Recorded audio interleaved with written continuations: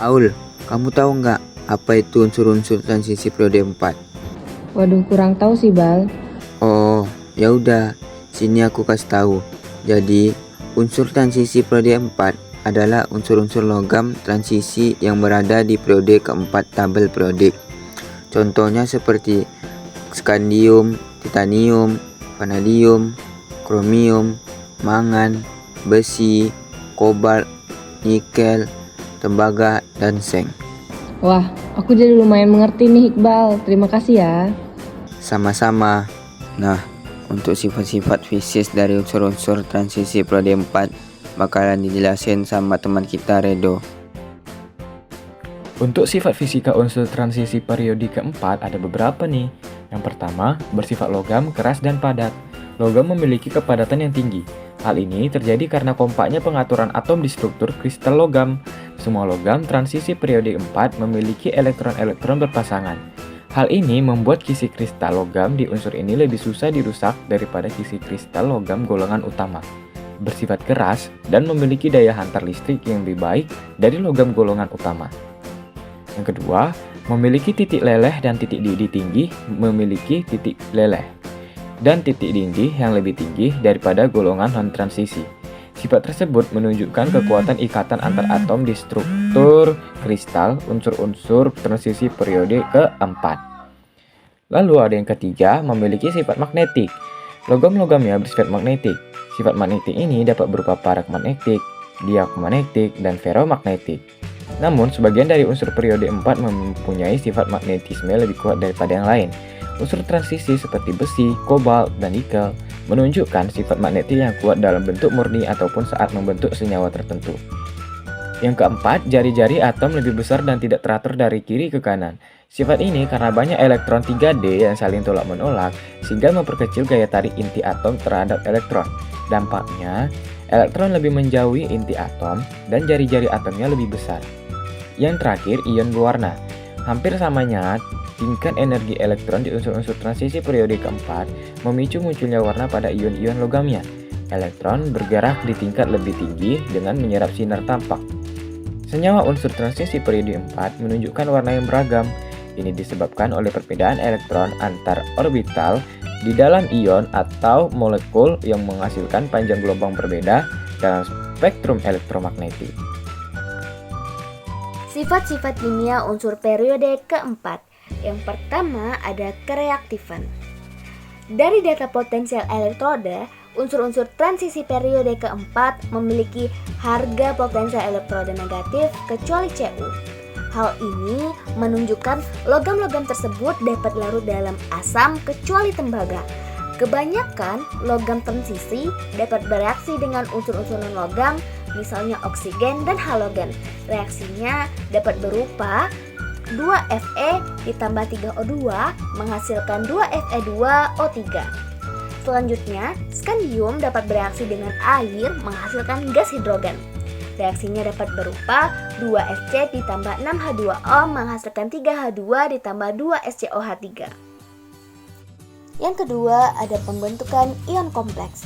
Semua unsur transisi dapat membentuk ion kompleks, yaitu suatu struktur di mana kation logam dikelilingi oleh dua atau lebih anion atau molekul netral yang disebut dengan ligan. Antara ion pusat dengan ligan terjadi ikatan kovalen koordinasi, di mana ligan berfungsi sebagai basa Lewis atau penyedia pasangan elektron. Contohnya CuH2O42+, FeCN64- dan Cr6H34 Cl2+. Senyawa unsur transisi umumnya berwarna. Hal ini disebabkan perpindahan elektron yang terjadi pada pengisian subkulit D dengan pengabsorpsi sinar tampak. Senyawa Sc dan Zn tidak berwarna. Kini, tahu nggak tentang reaksi kimia apa saja yang terdapat pada unsur-unsur transisi periode 4? Wah, ada apa aja tuh? Reaksi kimia yang terjadi pada unsur-unsur transisi periode keempat. Yang pertama itu ada skandium. Skandium dapat bereaksi dengan apa aja sih? Skandium itu dapat bereaksi dengan air, oksigen, asam, dan halogen. Lalu, reaksi-reaksi tersebut dapat membentuk apa aja sih? Jadi, reaksi tersebut dapat terbentuk. Yang pertama, jika skandium bereaksi dengan air, dia akan menghasilkan 2 skandium dengan 6H2O menghasilkan 2 skandium dan 3H2O. Reaksi ini membentuk larutan yang terdiri dari ion skandium dan gas hidrogen. Dan yang kedua, reaksi dengan oksigen menghasilkan 4 skandium dengan 3O2 menghasilkan 2 skandium O3 yang membentuk larutan yang terdiri dari ion skandium oksida. Dan yang ketiga itu adalah reaksi dengan asam yang menghasilkan 2 skandium ditambah 6HCl menghasilkan 2 skandium 3+ tambah 6Cl- ditambah 3H2 yang membentuk larutan yang mengandung ion skandium dan gas hidrogen. Dan yang terakhir, skandium itu dapat bereaksi dengan halogen yang menghasilkan, di sini terdapat 4 macam. Jadi yang pertama itu 2 skandium ditambah 3F2 menghasilkan 2 skandium F3 atau membentuk trihalida atau membentuk skandium fluorida. Dan yang kedua, 2 skandium ditambah 3Cl2 menghasilkan 2 skandium Cl3 atau skandium klorida. Lalu, yang ketiga itu 2 skandium ditambah 3Br2 menghasilkan 2 skandium Br3 yakni skandium bromida.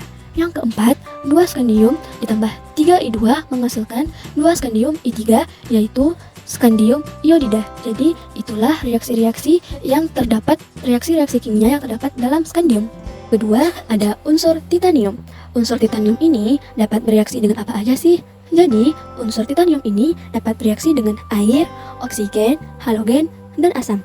Yang pertama itu kita akan membahas titanium yang bereaksi dengan air, menghasilkan Ti ditambah 2H2O menghasilkan TiO2 ditambah 2H2 yang membentuk titanium dioksida dan hidrogen. Dan selanjutnya reaksi dengan oksigen menghasilkan Ti ditambah O2 menghasilkan TiO2. Lalu selanjutnya 2Ti ditambah N2 menghasilkan TiN. Reaksi dengan oksigen ini membentuk titanium dioksida dan ketika terbakar dengan nitrogen murni membentuk titanium nitrida. Lalu yang ketiga, titanium dapat bereaksi dengan halogen menghasilkan Ti ditambah 2F2 menghasilkan TiF4 atau titanium fluorida. Lalu yang kedua, TiS ditambah 2Cl2 menghasilkan TiFCl4 atau titanium klorida. Lalu selanjutnya adalah Ti ditambah 2Br2 menghasilkan TiBr4 atau titanium bromida. Lalu yang selanjutnya adalah Ti ditambah 2I2 menghasilkan TiI4 atau titanium iodida. Lalu selanjutnya itu titanium dapat bereaksi dengan asam yang menghasilkan 2TiF6 3- ditambah 3H2 ditambah 6H+. Logam titanium tidak dapat bereaksi dengan asam mineral pada suhu normal, tetapi dengan asam hidrofluorik yang panas dapat membentuk anion kompleks. Unsur selanjutnya itu adalah vanadium. Vanadium dapat bereaksi dengan air, oksigen, asam, dan halogen. Yang pertama, vanadium dapat bereaksi dengan air yang menghasilkan vanadium ditambah H2O menghasilkan vanadium OH4. Permukaan logam vanadium dilindungi oleh lapisan oksida dan tidak dapat bereaksi dengan air dalam kondisi normal. Yang kedua, reaksi dengan oksigen yang menghasilkan 4 vanadium ditambah 5O2 menghasilkan 2V2O5. Vanadium bereaksi dengan oksigen berlebih dengan pemanasan dengan tujuan untuk membentuk vanadium oksida. Yang ketiga, reaksi dengan asam. Vanadium tidak dapat bereaksi dengan asam sehingga tidak menghasilkan reaksi kimia. Lalu, yang keempat adalah reaksi dengan halogen yang menghasilkan 2 vanadium ditambah 5F2 menghasilkan 2VF5. Vanadium bereaksi dengan halogen yaitu fluorin dengan pemanasan untuk membentuk vanadium fluorid. Unsur yang keempat adalah kromium. Kromium itu dapat bereaksi dengan halogen dan asam. Yang pertama kita akan membahas dengan reaksi dengan halogen.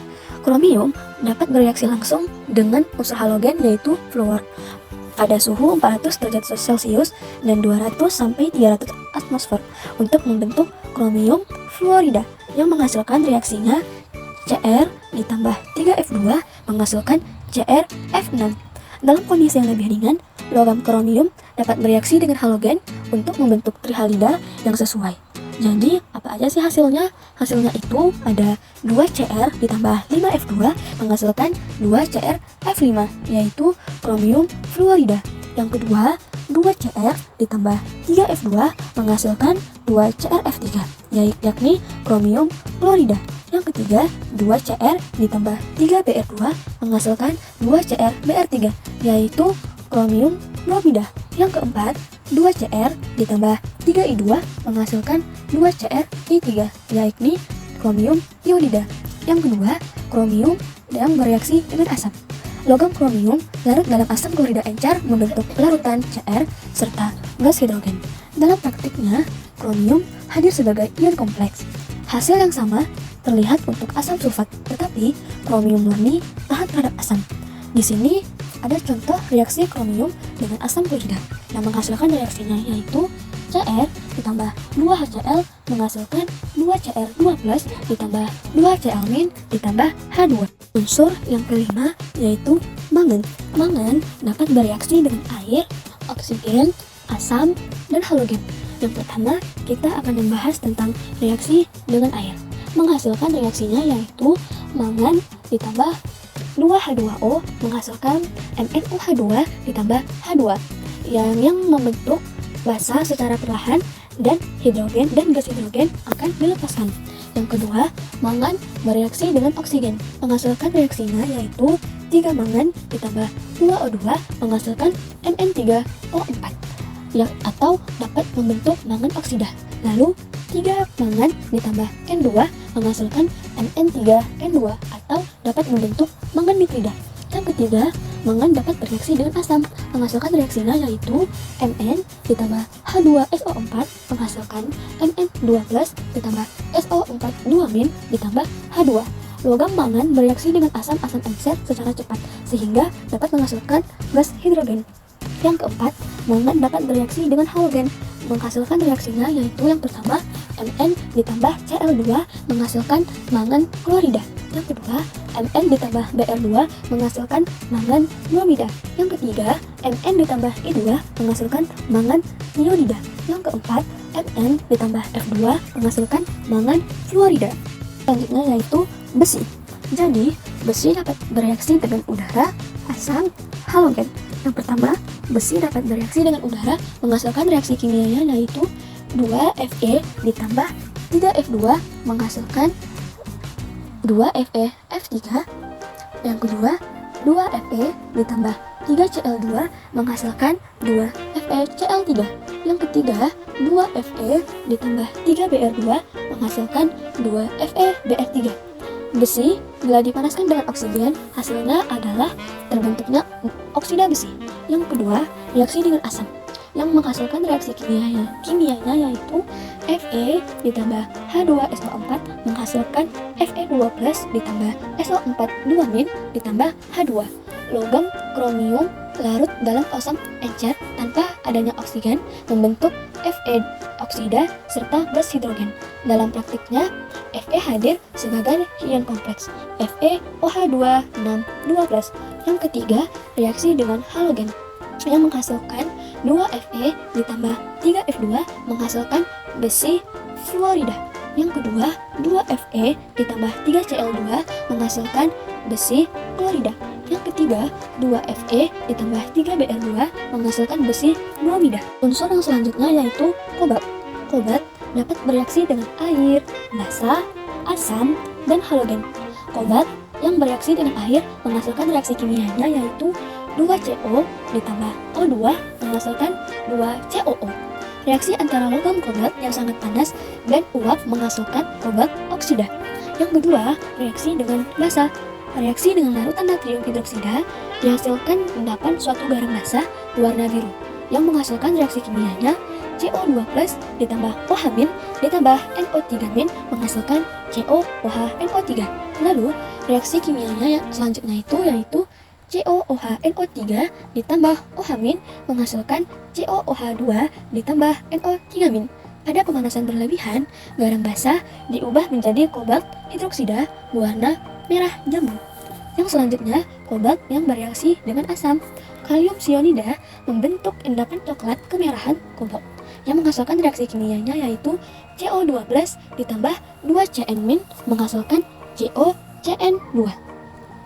Reaksi kimia yang selanjutnya itu adalah 4CO CN6 4-min ditambah O2 ditambah 2H2O menghasilkan 4COCN-min COCN6 3-min ditambah 4OH-min.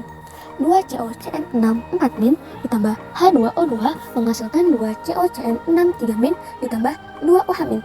Yang dapat kita simpulkan, reaksi dengan asam kobalt ini menjadikan warna kuning karena terbentuklah ion heksasianonokobalt jika larutan didihkan di dalam udara atau ditambahkan sedikit hidrogen peroksida. Lalu selanjutnya reaksi dengan halogen yang menghasilkan reaksi kimianya CO ditambah Ci2 menghasilkan COCi2 yang menghasilkan kobalt iodida, kobalt klorida, dan selanjutnya CO ditambah I2 menghasilkan COI2 yang membentuk kobalt iodida. Yang ketiga, CO ditambah Br2 membentuk COBr2 atau menghasilkan kobalt bromida. Unsur selanjutnya adalah nikel. Nikel dapat bereaksi dengan udara, asam, dan halogen. Reaksi dengan udara menghasilkan reaksi kimianya yaitu 2Ni ditambah O2 menghasilkan 2NiO2. Pada suhu yang lebih tinggi, reaksi antara logam nikel dan oksigen tampaknya tidak berlangsung sempurna, tetapi menghasilkan nikel oksida. Lalu yang kedua, reaksi dengan asam menghasilkan reaksi kimianya yaitu Ni ditambah H2SO4 menghasilkan Ni2+ ditambah SO42- ditambah H2. Logam nikel larut perlahan dalam asam sulfat encer untuk membentuk larutan yang mengandung ion nikel yang diancerkan bersama dengan gas hidrogen. Yang ketiga, nikel dapat bereaksi dengan halogen, menghasilkan reaksi kimianya yaitu Ni ditambah Cl2 membentuk nikel klorida. Lalu yang kedua, Ni ditambah Br2 membentuk nikel dibromida. Yang ketiga, Ni ditambah I2 menghasilkan nikel iodida. Unsur selanjutnya adalah nikel. Nikel dapat bereaksi dengan udara, asam, dan halogen. Reaksi dengan udara menghasilkan reaksi kimianya yaitu 2Ni ditambah O2 menghasilkan 2NiO2. Pada suhu yang lebih tinggi, reaksi antara logam nikel dan oksigen tampaknya tidak berlangsung sempurna, tetapi menghasilkan nikel oksida. Lalu yang kedua, reaksi dengan asam menghasilkan reaksi kimianya yaitu Ni ditambah H2SO4 menghasilkan Ni2+ ditambah SO42- ditambah H2. Logam nikel larut perlahan dalam asam sulfat encer untuk membentuk larutan yang mengandung ion nikel yang diancerkan bersama dengan gas hidrogen. Yang ketiga, nikel dapat bereaksi dengan halogen, menghasilkan reaksi kimianya yaitu Ni ditambah Cl2 membentuk nikel klorida. Lalu yang kedua, Ni ditambah Br2 membentuk nikel dibromida. Yang ketiga, Ni ditambah I2 menghasilkan nikel iodida. Unsur yang terakhir yaitu seng. Seng dapat bereaksi dengan udara, halogen, dan asam. Seng yang bereaksi dengan udara menghasilkan reaksi kimianya yaitu 2Zn ditambah O2 menghasilkan 2ZnO yang membentuk seng oksida berwarna putih, yaitu material yang akan berubah menjadi kuning jika dipanaskan dalam waktu yang lama. Yang kedua, seng dapat bereaksi dengan halogen menghasilkan reaksi kimianya yaitu Zn ditambah Br2 membentuk seng dibromida. Yang kedua, Zn ditambah I2 menghasilkan Zni2 membentuk seng diiodida. Dan yang ketiga, seng dapat bereaksi dengan asam menghasilkan reaksi kimianya yaitu Zn ditambah H2SO4 menghasilkan Zn2+ ditambah SO42- ditambah H2. Logam seng larut perlahan dalam asam sulfat encer untuk membentuk larutan yang mengandung ion Zn yang diancerkan bersama dengan gas hidrogen. Jadi, itulah reaksi kimia yang terjadi pada unsur-unsur transisi periode keempat. Semoga teman-teman dapat mengerti ya. Untuk unsur-unsur transisi periode keempat mengenai konfigurasi elektron bisa teman-teman lihat dari tabel berikut ini. Yang pertama, nomor atom 21 dengan lambang unsur Sc dengan konfigurasi elektronnya 1s2, 2s2, 2p6, 3s2, 3p6, 3d1, dan 4s2. Nomor golongan pada tabel periodiknya 3b.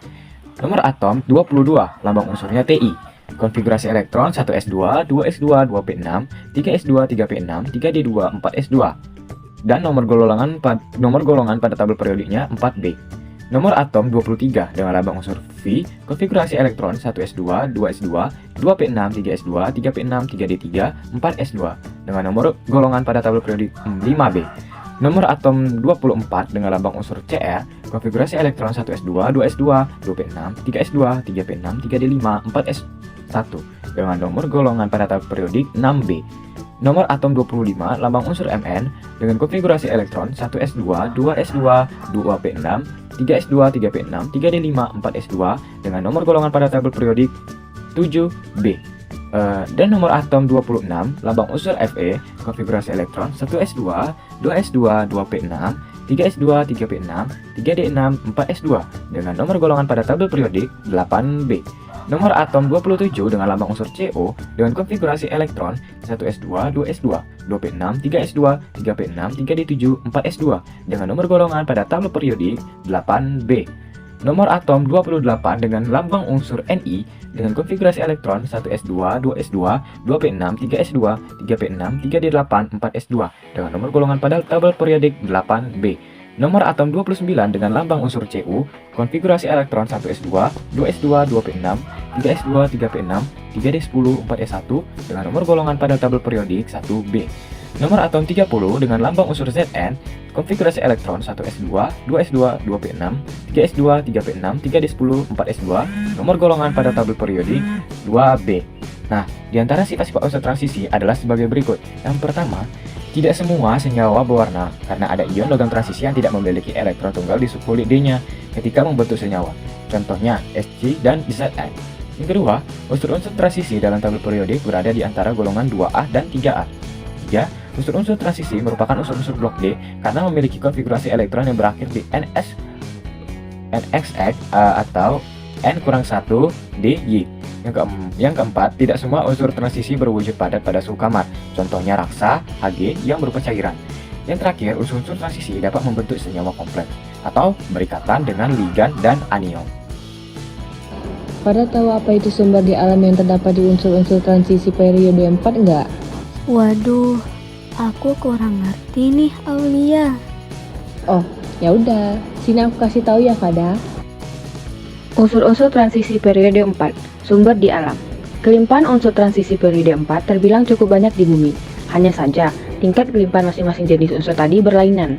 Ada sebagian jenis unsur transisi periode keempat lebih sulit ditemukan daripada yang lain. Unsur-unsur transisi periode keempat biasanya ditemukan dalam mineral. Lebih jelasnya, simak penjelasan tentang kelimpahan unsur transisi periode keempat berikut. Pertama, skandium. Jarang ditemukan di mineral seperti torfetit, eusenit, gadolinit. Kedua, titanium. Melimpah. Ditemukan di mineral seperti ilmenit, rutil, ferrotinate. Ada juga di karang, silikat, bauksit, batu bara, dan tanah liat. Ketiga, vanadium. Terdapat di mineral seperti vanadinit dan carnotite. Keempat, kromium. Melimpah. Ditemukan di mineral seperti kromit dan kromoker. Kelima, mangan. Ditemukan di mineral seperti pirolosit, manganit, hausmanit, spat mangan, dan rhodochrosite. Keenam, besi. Melimpah di kerak bumi. Ditemukan di mineral biji besi seperti hematit, magnetit, siderit, pirit, dan limonit. Ketujuh, kobalt. Kurang melimpah. Ditemukan di mineral seperti kobalt, glans, linait, smaltit, kobaltit, dan eritrit. Kedelapan, nikel. Ditemukan di senyawa sulfida atau peladit dan milerit, senyawa arsen atau smaltit, dan senyawa silikat atau garnierit. Kesembilan, tembaga. Melimpah di bumi. Ditemukan di mineral seperti kalkopirit, tembaga bebas, pirit tembaga, malasit, bornit, kuprit, malakonit. Yang terakhir, seng. Melimpah. Ditemukan di mineral seperti zinsit, sphalerite atau seng-blend, kalamin, seng-blend, senyawa karbonat, silikat atau hemimorfit. Unsur-unsur transisi periode 4 di alam. Unsur pertama, Sc, mineral jarang ditemukan, rumus dan daerah tidak ada. Unsur yang kedua, Ti, mineral ada 2, rutil dengan rumus TiO2, ilmenit dengan rumus FeTiO2, daerah tidak ada. Unsur yang ketiga, V, carnotite, dengan rumus K2VO22 3H2O, daerah tidak ada. Unsur yang keempat, Cr, mineral kromit dengan rumus Cr2O3 FeO, daerah Sulawesi Tengah. Unsur yang kelima, Mn, mineral pirolusite, rumus MnO2, daerah Yogyakarta. Unsur yang keenam, Fe, mineral terdapat 5. Yang pertama, hematit dengan rumus Fe2O3 di daerah Kalimantan. Mineral kedua, magnetit dengan rumus Fe3O4 di daerah Sumatera Barat. Mineral yang ketiga, limotit dengan rumus Fe2O3H2O di daerah Sumatera Selatan. Mineral yang keempat, siderite dengan rumus FeCO3 di daerah Sulawesi Tengah. Mineral yang terakhir, pirit dengan rumus FeS2 daerah Sulawesi Tengah. Unsur yang ketujuh, Co, mineral ada 2. Yang pertama, kobaltit dengan rumus COASS daerah Sulawesi Tengah. Mineral yang kedua, smaltit dengan rumus COAS2 daerah Sulawesi Tenggara. Unsur yang ke-8, Ni, mineral pentaladit, rumus FeNiS, daerah Sulawesi Tengah. Unsur ke-9, Cu, mineral kalkopirit, rumus CuFeS, daerah Kalimantan Barat. Dan unsur yang terakhir, Zn, mineral zinc, rumus ZnCO3, daerah Sulawesi Tengah. Cara pembuatan. Untuk cara pembuatan unsur transisi periode 4 ada 3 cara loh. Apa-apa aja caranya? Yang pertama, mencampurkan biji besi hematit atau Fe2O3 dengan pasir atau SiO2 dan oksidasi asam lain. 2. Menambahkan kokas atau karbon sebagai bahan reduksi. 3. Menambahkan batu kapur atau CaCO3 sebagai bahan tambahan untuk mengikat zat-zat pengotor. Nah, teman-teman mau tahu nggak apa manfaat unsur-unsur transisi periode keempat? Unsur-unsur transisi periode keempat seperti skandium, titanium, vanadium, kromium, dan lain-lain memiliki sifat fisika yang bermanfaat dalam berbagai bidang. Beberapa manfaat sifat fisikanya antara lain, yang pertama, kekuatan dan ketahanan. Banyak unsur transisi periode keempat yang kuat dan tahan terhadap korosi. Misalnya titanium banyak digunakan dalam industri penerbangan dan kedokteran karena ringan, kuat, dan tahan korosi. Yang kedua, konduktivitas listrik. Beberapa unsur transisi seperti tembaga atau Cu memiliki konduktivitas listrik yang sangat baik. Hal ini membuatnya cocok untuk kabel listrik dan komponen elektronik. Yang ketiga, sifat magnetik. Unsur seperti besi Fe, kobalt Co, dan nikel Ni bersifat magnetik. Ini berguna untuk membuat magnet permanen dan komponen elektronik seperti motor listrik dan perangkat penyimpanan data. Yang keempat, daya hantar panas. Banyak unsur transisi seperti tembaga dan nikel memiliki daya hantar panas yang tinggi sehingga sering digunakan dalam aplikasi yang membutuhkan distribusi panas yang baik, seperti pembuatan alat masak dan radiator. Yang kelima, variasi warna dalam senyawa. Unsur-unsur transisi periode keempat membentuk ion-ion berwarna yang berguna dalam industri cat, keramik, dan kaca. Misalnya, senyawa kromium atau Cr sering digunakan sebagai pewarna hijau dalam industri kaca. Sekian dari Pewarna. Selamat datang.